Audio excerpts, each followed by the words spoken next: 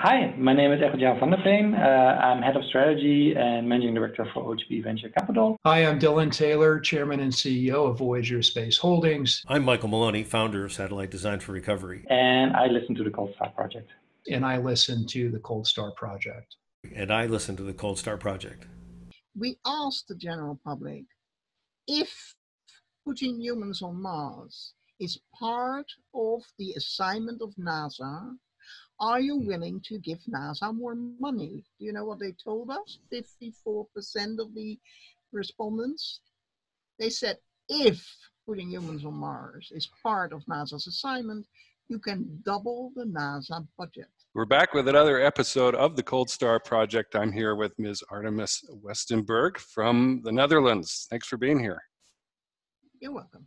All right. So I wanted to connect with you because you are associated, you're President Emerita of Explore Mars, Inc., and CEO of Explore Mars Europe. You're tied in with this organization. And that's a very interesting topic, obviously, going to Mars and setting up a colony there and that. And so I wanted to talk with you about what Explore Mars is doing and your role in it. So let's begin with this question. Why Mars? Why should we go there?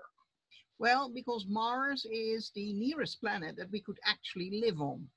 And it won't be easy and it won't be comfortable, I think, at first. It will be a harsh and dangerous planet to go to. But compared to all the other things we can go to with our present state of technology, this is the best option. And because Mars has a day and night cycle, and not like the moon, water is much more easily accessible than at the moon. And a lot of other resources are more easily accessible. Planting food on the moon would be easier in general. So yeah, it seems to be the right choice.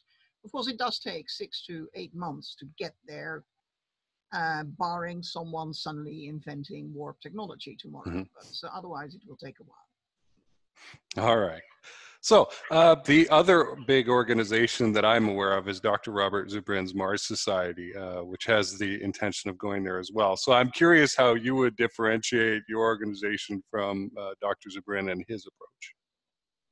Well, what we've done is we asked ourselves what's there in technology, in stakeholders, in projects that are already there and funded by governments like the International Space Station, which costs an awful lot of money every year. So we looked at it and we thought, we could say, all this money could be spent on Mars. Let's not do the ISS. On the other hand, having the ISS means you have a platform in space to test humans for long duration flights. So what we did, instead of saying, chuck this thing into the sea, we said, hey, it's there. Let's use it for our plans to Mars. NASA, would you be willing to discuss this? And so that was actually the first thing we did when we finally had done all the IRS forms and whatever we needed to fill out when we were starting in 2010. And we organized a discussion evening at MIT. And the deputy director of the ISS said, I want to be on that panel. And, if someone of that level says, we want to be on your panel, you basically say, here's your chair, what do you want to drink? And so he came, and in the preparations, and it was a very short preparation, from the moment we said we do this, it was 6 weeks, we heard from his secretary that he was actually, skip jumping down the hallways, whistling. He was really happy because he felt this was a very good idea to use the ISS for this. And that's what he told everyone in the public in that room at MIT as well. And he said, could you make all the other players at the ISS be participants in this? Could you convince them? We went like, yeah, but how? And he said, well, if you organize, a conference or something, and, you bring them together and you present this and you have the right speakers. And we said, okay, but who's going to pay and where are we going to do it? And he had some ideas about that. And that was the first conference we did as Explore Mars at the George Washington University in Washington. And the next one was a conference or the next year was in Europe. And in between, we did a Women and Mars conference, which kind of was delightful and surprising to me. they asked the CEO, Chris Carberry of Explore Mars, they asked him, would you be willing to do a Women and Mars conference? Leading women in space industry, and NASA asked that. And he said, well, my president is a female and she's a known feminist, so I think she will be delighted. So let's see. And they helped us again to do that. So in the 2011, the second conference we did was in November, and it was about women and Mars, and it was illuminating to the luminaries, I mean the higher ups at all the companies and NASA, about what really was going on, because they all felt like we have organized everything really well. Women can work in space industry, be an astronaut or whatever, at the same level a male, it's not a problem, there are no barriers. And then you get all these women together and they tell their stories, and these stories are all from very convoluted paths to become the prime, the project scientist, or even the scientist of some of the NASA facilities. And you hear that, it wasn't all so straight and it wasn't all so well organized. And then one of the astronauts in the room, she went to the microphone, the interruption microphone in the hallway, and she said, you know what, when I'm training at Johnson Space Center, the opening times of the childcare facilities make my life impossible, because they always close before my workday ends. And of course, men have the same problem if they have their kids there. But, if this is to make me as a mother, give me this opportunity, then you have to change some stuff. And they had other, practical stories. But what most, that was, like I said, illuminating to the leadership, because they were lurking on the internet, because all our conferences are always fully webcasted. So if you're not there, you can still look at it. And apparently the leadership did. And they started to change the things, because they felt they had done everything right. And then, the realities were told, and they were like, okay, that wasn't the way we thought it was. So it was interesting. What was most interesting and very inspiring was that all these women's stories were basically, if you have a dream, do not give up. Not because there are barriers, not because people tell you you can't do it for whatever reason. If you really believe that this is what you want to do it. If it means a complete different shift in your career somewhere down the line, even in your 30s, do it. Live the life you want to live. Pursue your dreams and go for it. And if you do, there's a fair chance you will make it. And I always think if you tried and you do not succeed, at least you really tried. And it's not like, you're 80 and you're thinking about your past life and you go like, perhaps I should have. No, you've tried. Perhaps it works, perhaps it didn't. But at least that, I think, would give satisfaction. So that Explore Mars. And of course, in 2012, very well, the big rover was going to land, the Curiosity rover. And as we are a very versatile organization, we did this guerrilla marketing campaign.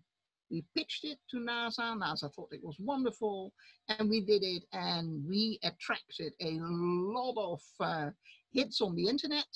In the 2 weeks that the website was up and running, just before and during the landing. And we did it by saying, getcurious.com. So actually in the website, nowhere was it said. There was no inclination, nobody would know, getcurious.com, that this was about space or about Mars. And so we attracted a lot of people that might have been kind of unsuspecting.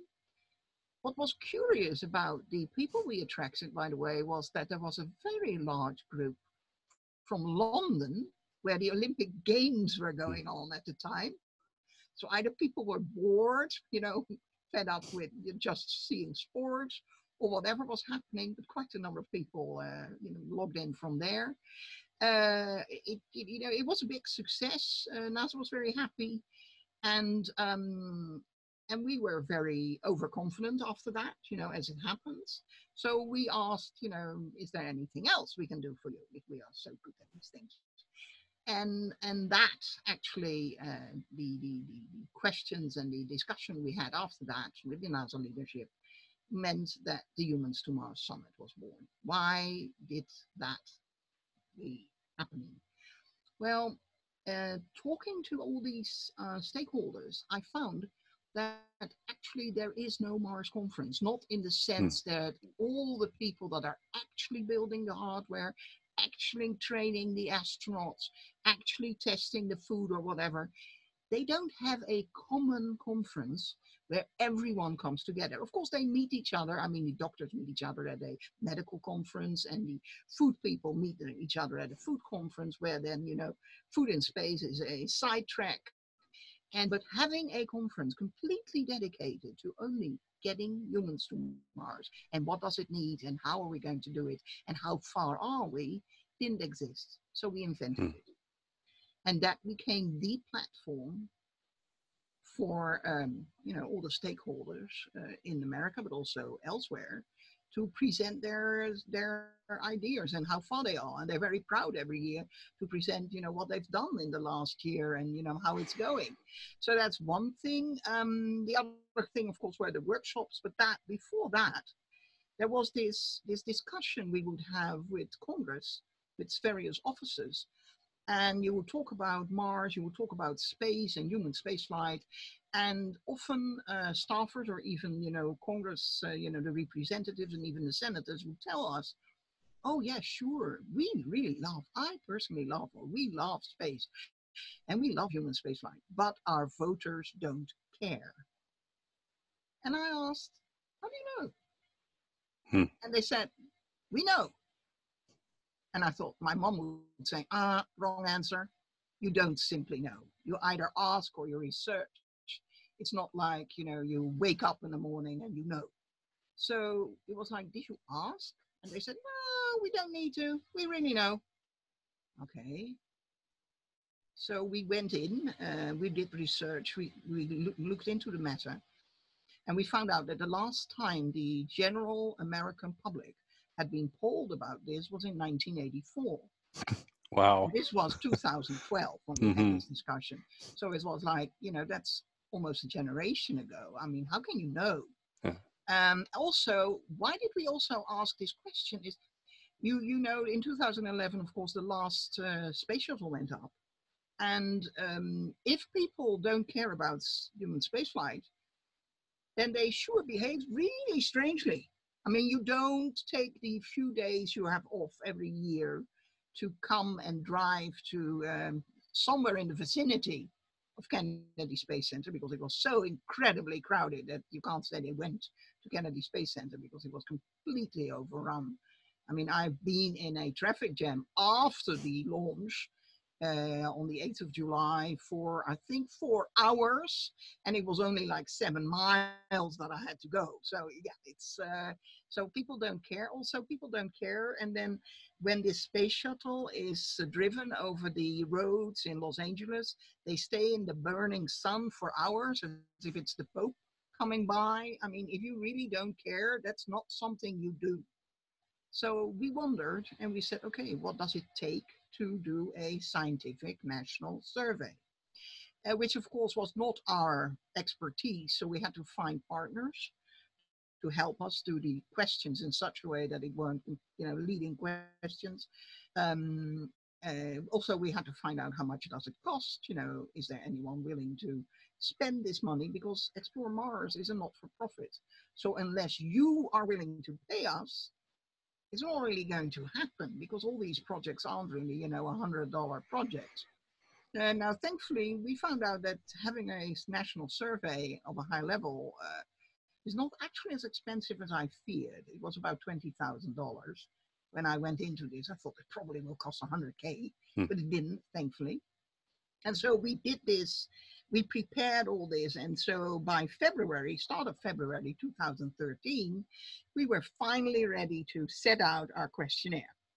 So it was sent out, wonderful. And it started on, I think, the 4th of February 2013, which, if you look back in your history books, will tell you that that was sequestration moment in America. So all of America was in jitters about this fact that every department had to, you know, hand in money And so money was very tight. And now here we come and we are asking, we're polling the general public, are you willing to spend money on space? Because that's, of course, part of the questionnaire that's there.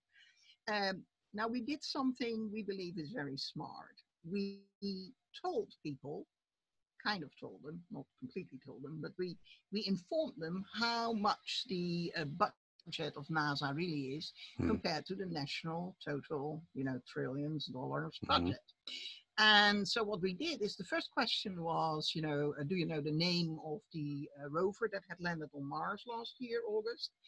And they could pick some names, and quite a number of them did know that it was the Curiosity. What was the right name?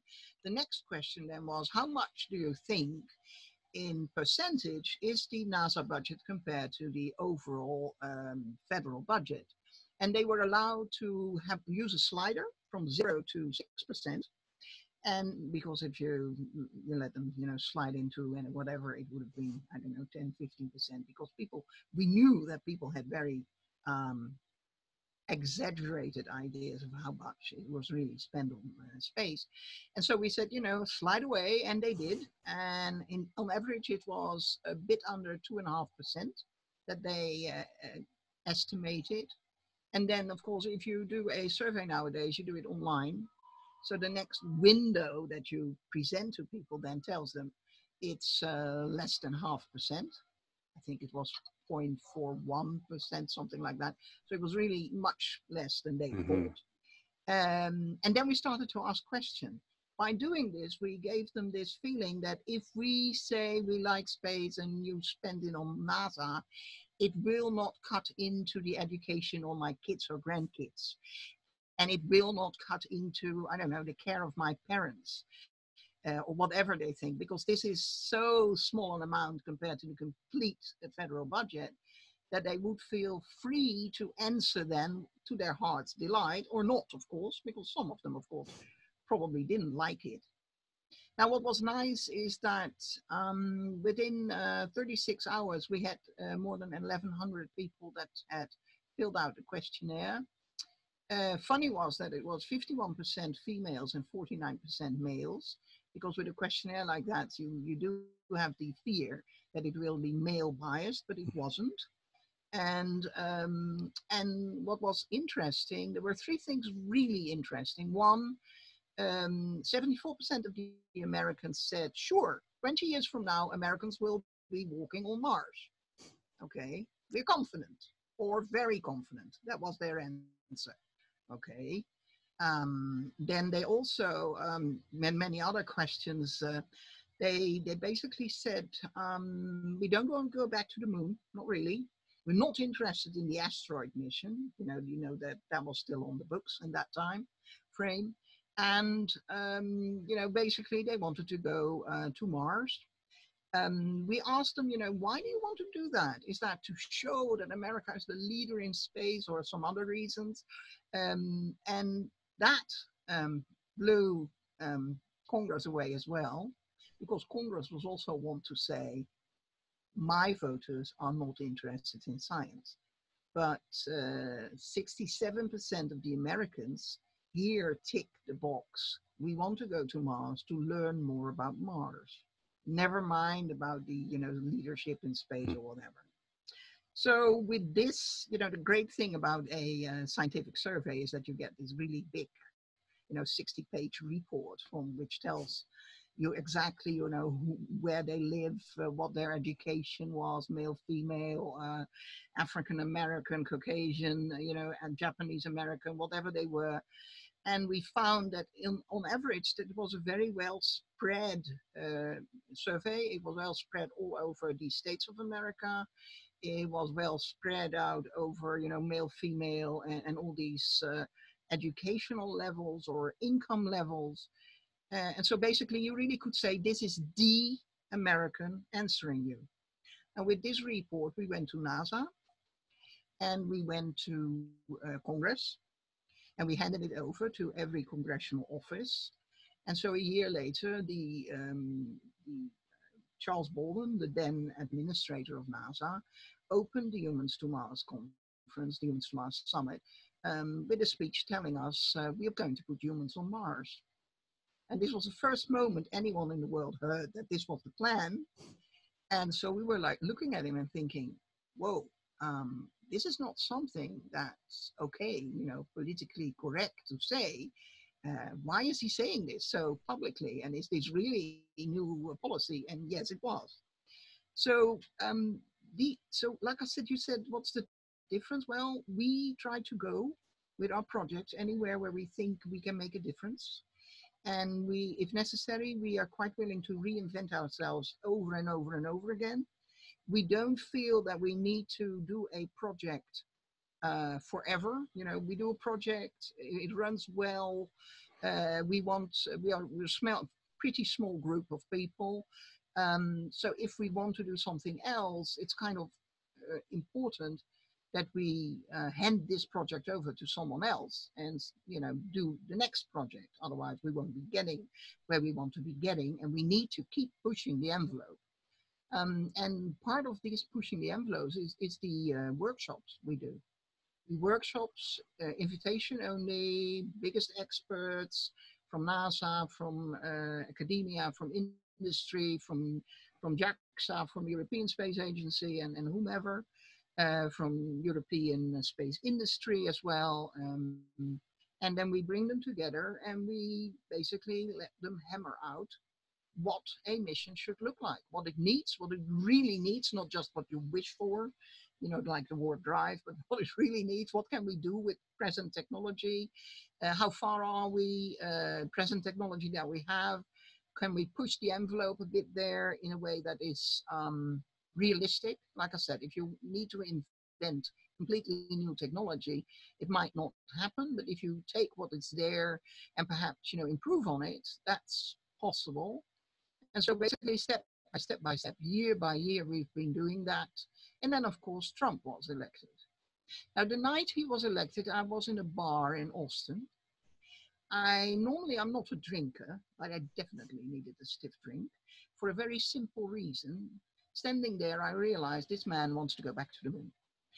If for no other reason that he wants to relive the glory days of his youth.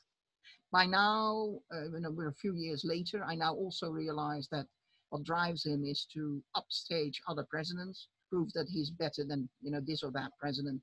So I'm pretty sure he wants to prove he's better than John F. Kennedy by, doing it, more extensively, going to the moon. The thing is, though, in the years since 2013, 2014, America has been investing quite a bit of money and effort in building the hardware for Mars. Now, if Mars and Moon were the same type of heavenly bodies, there would be no problem. You simply could take whatever you built for Mars and put it on the Moon and you're done, right? Easy. Regrettably, that's not the way it is. There's only a very limited list of what can be done for both. And to make that known, what we did, we Explore Mars, we invited the Moon experts. So we put the Moon experts and the Mars experts in one big room.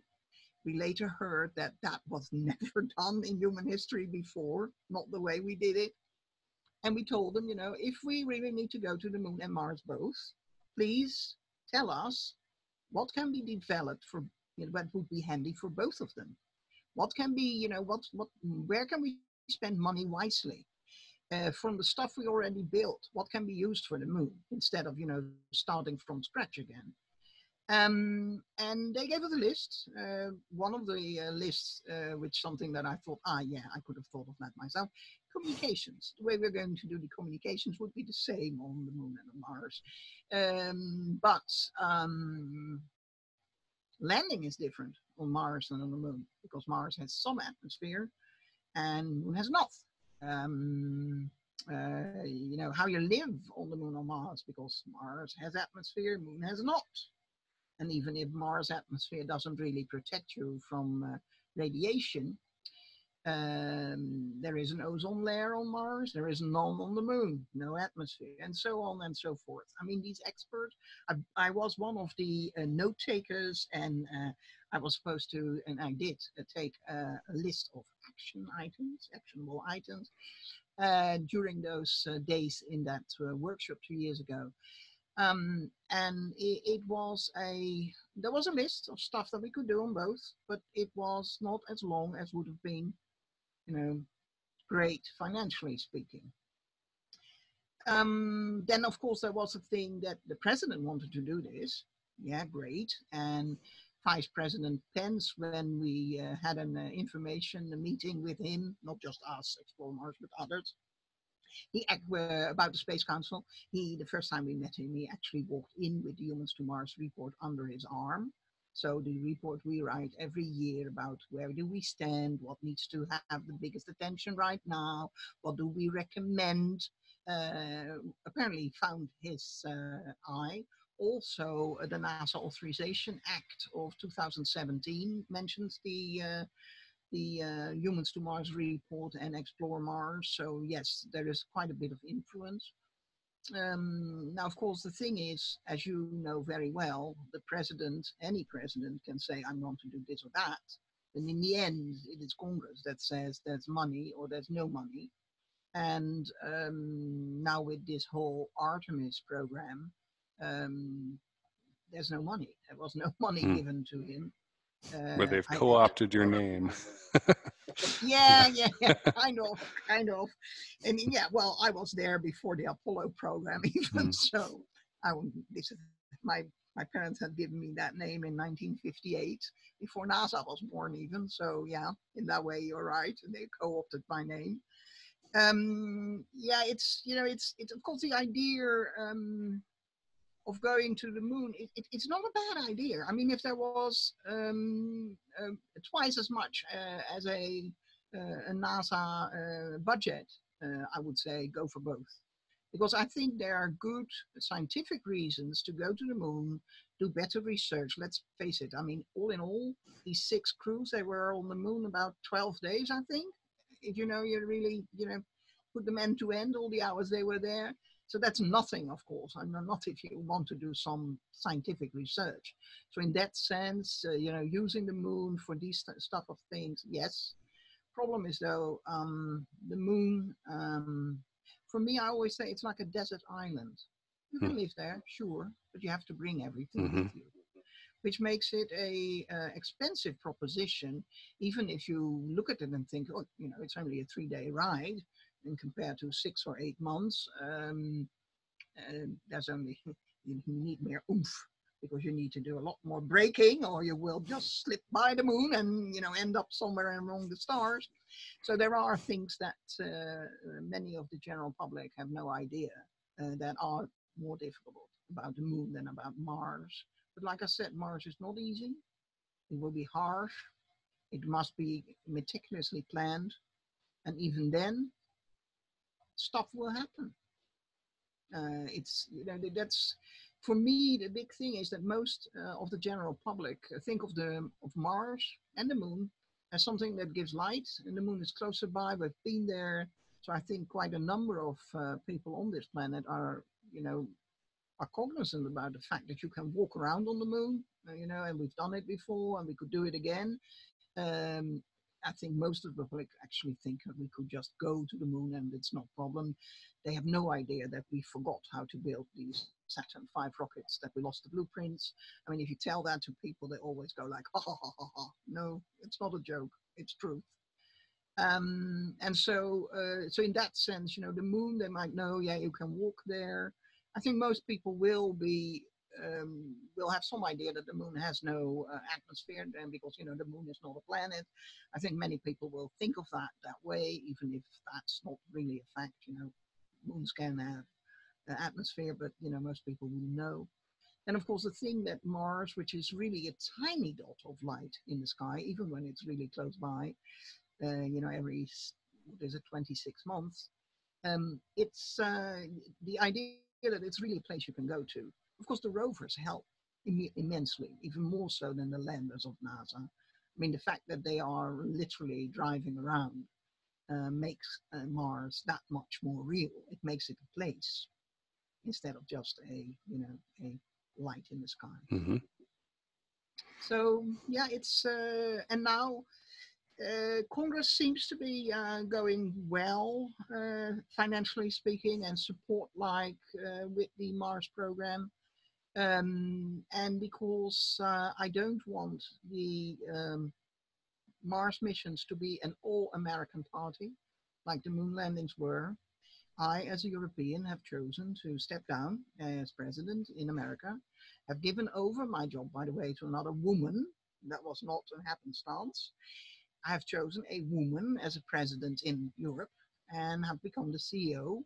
It's not that I don't work with men, but you know, women are less visible very often in space industry and in space projects. So why not go for broke in this case, especially since there are really high-level, very famous even women willing to join forces here. And so I'm here because I want the European Union to be a full partner, which means that we're not just, I don't know, design the wheels of the Mars pressurized rover and then, hand them over to NASA.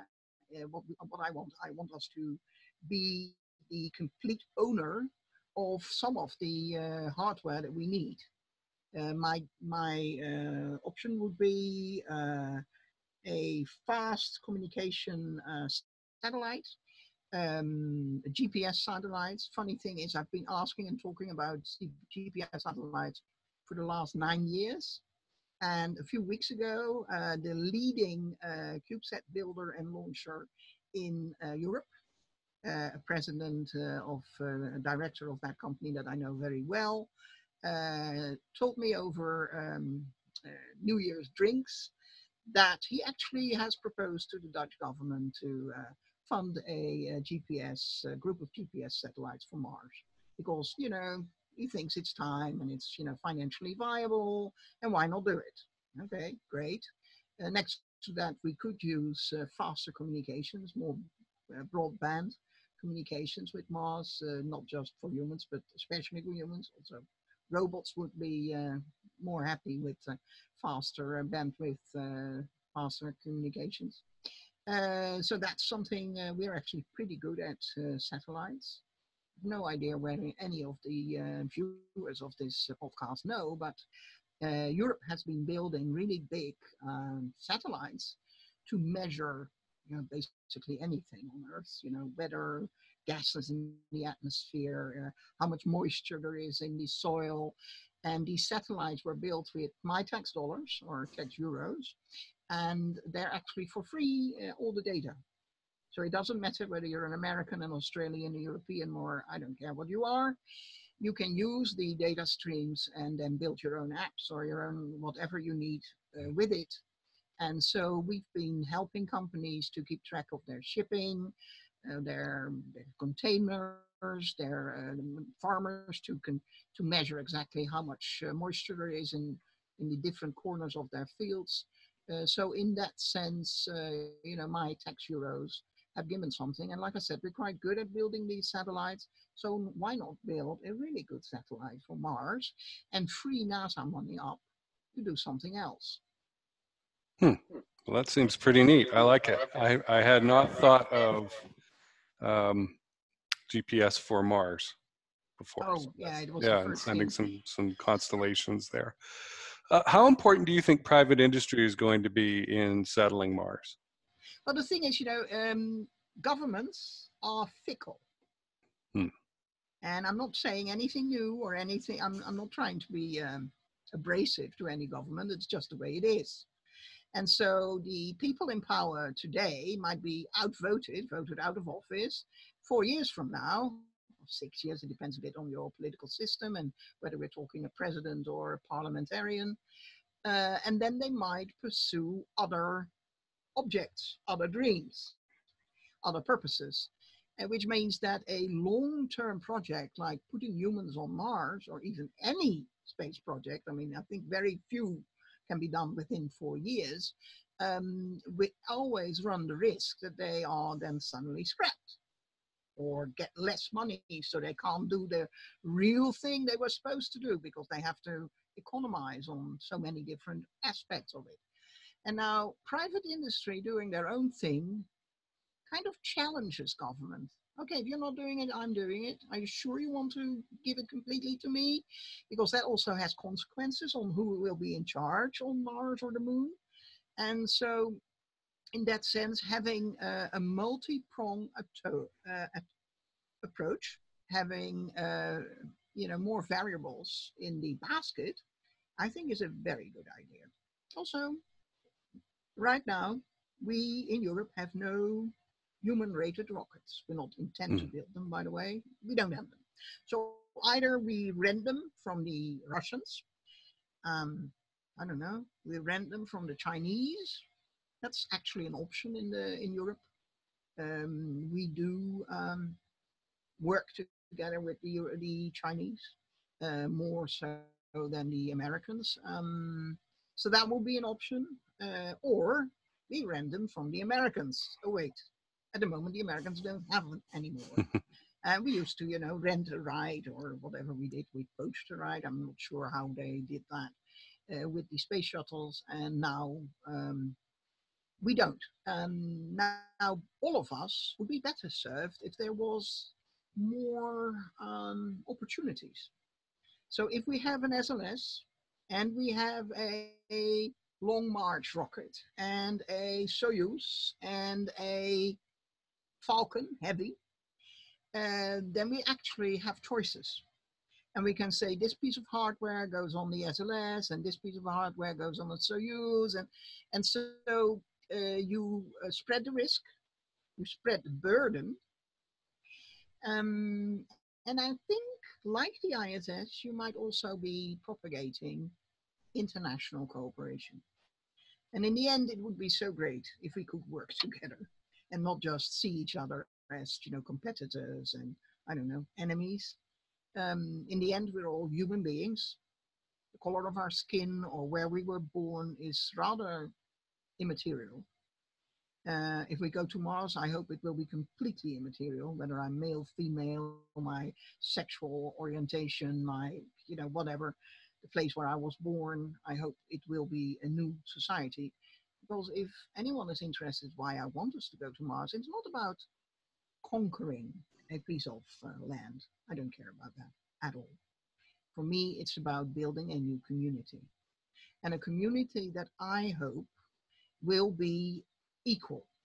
Not in the sense that I'm a communist, because I'm definitely not, but in the sense that I would love a society where there is no bias because of male or female or, or a handicap or a weight or, how tall you are, what your age is. I would like us to appreciate each other and what we bring to the table, and all of us bring something to the table, because we all need everything and everyone to be able to build a community on Mars, or we will simply fail. It's as simple as that. We can't go to Mars and say, oh, well, I don't really like you, so I'm not going to let you handle stuff that I need to survive. I mean, I will simply need you. Okay, well, that is a very interesting idea. There are planetary sociologists. They're rare birds. Dr. Jim Pass is one of them, who I've been trying to get to come on the show. We'll see. I don't know if he's excited about public speaking or not, but he certainly talks about this issue of creating a different society, and it's sort of veering off with its own norms. Hey, this is Jason Kanigan from Cold Star Tech. Thanks for listening in. I'm going to quickly interrupt the interview to talk about a new course I am offering for space startup founders. If you're a space startup founder and eventually you're looking at getting invested in, getting some of that good old venture capital pouring into the system, then you're going to need this, because I have done tons of one-on-one calls with space founders and discovered several consistent things that are just plain missing from their businesses. And these things are so important that every time a VC looks at your pitch, they're going to say, nope, no thanks, bye-bye. And so if you want to avoid that problem from happening and actually get to the promised land of being funded, then sign up. All you have to do is go to this address and drop in your email and sign up for it. It's coldstartech.com/SBM. That is for info about the course, and the first part of it will be given to you as it comes out. So go check that out. Do it now before you forget. if you're a space founder. And now let's get back to the interview. We've covered a lot here in this discussion. Many of the questions I had, we just sort of covered in a stream of consciousness there. I know. But the core, well, and I'm letting our viewers and listeners know this as well. The core, or the key highest value for cold start technology is the truth. And I write that with capital letters, not what we wish was happening or even honesty, because I can give an honest answer and be totally wrong, but the truth. So what you uncovered about women and careers in space and the actual feelings of the public in America about space is fascinating to me. Because again, I too had that, oh, well, people don't really care about space kind of attitude. Yeah. And where did that come from, right? Where is the data supporting that? And I will tell you something else. We did this first survey in 2013. Then we redid the survey in 2016, and we got about the same numbers. And Business Insider, unbeknownst to us, did it in the end of 2018, and they got the same numbers as well. So apparently, this is the reality. And it might be, you know, for a few percentages up and down, but this basically is. And you know what was most interesting in 2013 while sequestration was going on? We asked the general public if putting humans on Mars is part of the assignment of NASA, are you willing to give NASA more money? Do you know what they told us? 54% of the respondents, they said, if putting humans on Mars is part of NASA's assignment, you can double the NASA budget. That's a powerful talking point with Congress, I can tell you that. Over the years, every time we ask for more money, you know, we talk about, you know, what it needs, the program, not what Boeing needs or whatever, because I'm not talking for Boeing, I'm not talking for Aerojet Rocketdyne, I'm not talking for any one of them. I'm talking for the general project. Every time we ask for more money, and we're specific, you know, it needs a bit more money here to make this happen and to make this go really on time, to keep on schedule. You know, the fact that the public kind of gave them the okay to stretch the total NASA budget to $35 billion, and we're far away from there still, kind of makes them like, okay, we could. And with the budget the way it is in America, I actually think even the present budget of nearly 23 billion is still not 0.5% of the overall federal budget. Okay. So it's, I've done something backwards here that I think is interesting, and I think we can finish off with this kind of question. Tell us about the Explore Mars organization, what its goals are and its membership, because it's not just advocacy, and you do have a time-based mission that you're on, and what the next step that you believe is really important that needs to be focused on. One, we're not a membership organization. Right. We're a foundation, a not-for-profit. We have no members. We just have volunteers that work with us. We collaborate with many programs, many STEM programs, also all over the world. So what was your question? What's the next? Right, yes. So how's it organized? How do people get involved in working with you? And then, yes, what do you believe the next focus is? There are always projects that could benefit from some extra helping hands, and it could be anything. Because yes, we do have volunteers when we have conferences. Very often those are students that help us out. We have people that give us their time freely as experts, but it could be anything. I mean, you do need people that help us write our newsletter.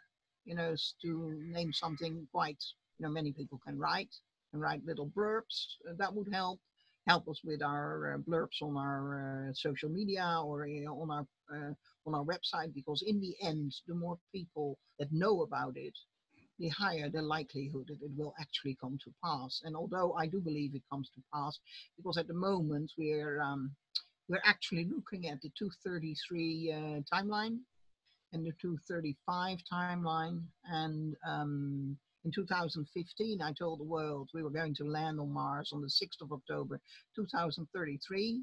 And I told them, everyone in the room and online watching me, told them to, put it in their electronic calendar. And apparently a lot of people did, because 2033 became the year we're going to be at Mars. And so, like I said, if you have ideas, contact us. Because the thing is, we don't need to invent the next project. You might have the next project. You might have some inside knowledge. For whatever reason, you might not even be an expert, just an enthusiastic commoner, what we call a citizen scientist that is interested in some stuff and knows that if we go, we really need this. Let us know, because we perhaps can bring you together with the experts and make it happen. We've done that with other projects, and so why not with this? Right. This idea of connecting people in the same room who have never been there before, who maybe know about each other, but have never been in the same room before. I've experienced that myself on a municipal government level, and it's fascinating. Everybody thinks the pie is only so big, but when you get people into the room, the pie gets bigger, and this person finds out that that person has something that they need, and that thing is actually underutilized, and so the capacity is just sitting there doing nothing. And they go, wow. This is not a zero-sum game. Right. It isn't. And it's also one of the reasons why I personally go to all kind of technical exhibitions, and I talk to startups, and then I find that they make stuff that I go like, wow, I didn't know we could do that. Will we actually need that on Mars? Could you please, be and think about Mars and get in contact? And then I try to, combine them with big space industry and say, one of the tiny parts you need is actually already there. It's built by this company. It's robust. Talk to them and, make it happen. Okay, Artemis Westenberg, President Emerita of Explore Mars Inc. and CEO of Explore Mars Europe. Where can people go to find out more about you and connect with you and the organization? LinkedIn, of course. Artemis Westenberg, you can find me. I think I'm with a first name like that by my parents. I'm pretty unique. Thank you, Mom and Dad. That's easy. And then the other thing is, of course, go online and connect with Explore Mars Incorporate. I mean, that's the main first organization. Europe is still in the building station, so it's not there completely yet. But we're getting there, and we definitely have our contacts. And if any Europeans see this, please contact me, because I need your warm bodies to convince the European Union. I need you to come to Brussels and help me talk to them. I have people that have the inroads, but I need you. Come. All right, well, let's finish up there. Thanks a lot for being here today. You're welcome. Hey, this is Jason Kanigan, the host of the program. Thanks a lot for listening to the Cold Star Project.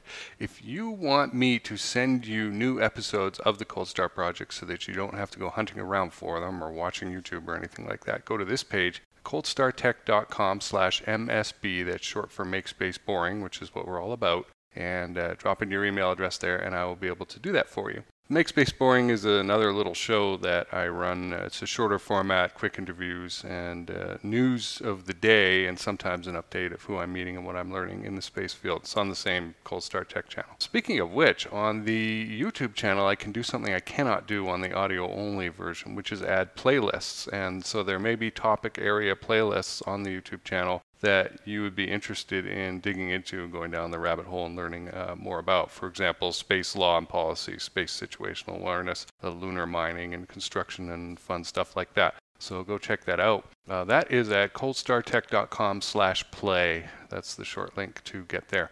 Anyway, thanks for listening, and I look forward to talking to you soon.